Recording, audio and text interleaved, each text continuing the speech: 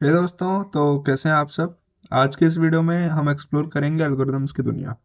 समझते हैं dynamic programming और ग्रीडी एल्गोरिदम्स को, उनका काम क्या है और ये इतने इम्पोर्टेंट क्यों है।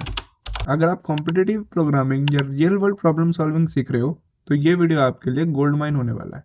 तो रेडी, चलिए शुरू करते हैं। सबसे पहले समझते हैं एल्गोरिदम्स होते क्या है। एक algorithm basically step by step instructions का एक सेट होता है जो किसी प्रॉब्लम का सोल्यूशन निकालता है, मतलब a systematic approach to solve problems.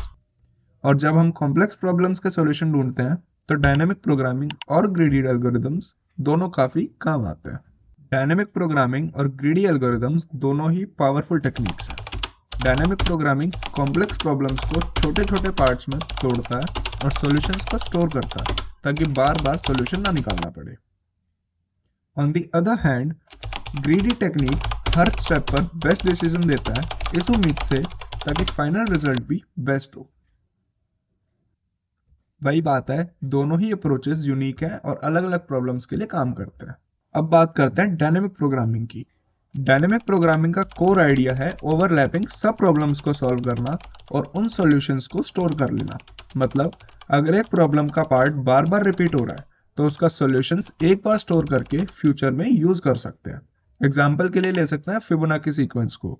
Her term पहले दो टर्म्स का सम होती है। अगर हम स्टोर करके चलें तो कंप्यूटेशंस फास्ट हो जाती हैं।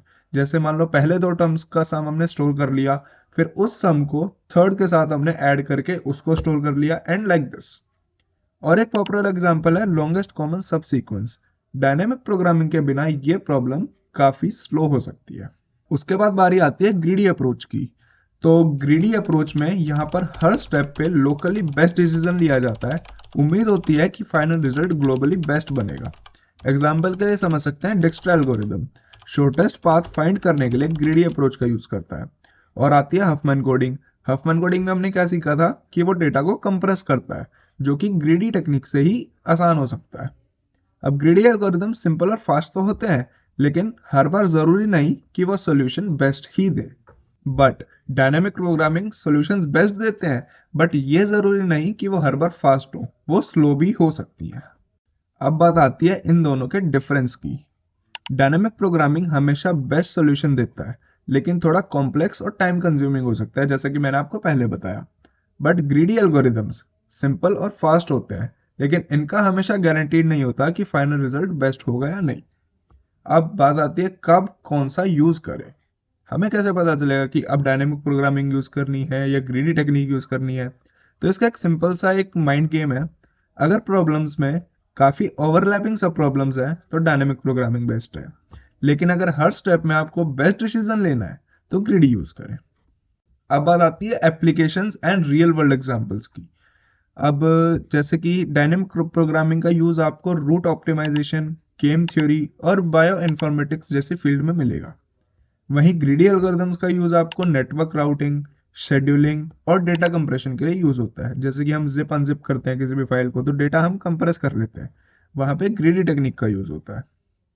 फॉर एग्जाम्पल जीपीएस में शॉर्टेस्ट पाथ फाइंड करना डिक्स्ट्रा के थ्रू होता है और फाइल कंप्रेशन हफमैन कोडिंग के थ्रू। वही जिप अनजिप जैसे हम फाइल करते हैं, डेटा को हम उसको छोटा कर लेते हैं ताकि ट्रांसफर करना आसान हो जाए।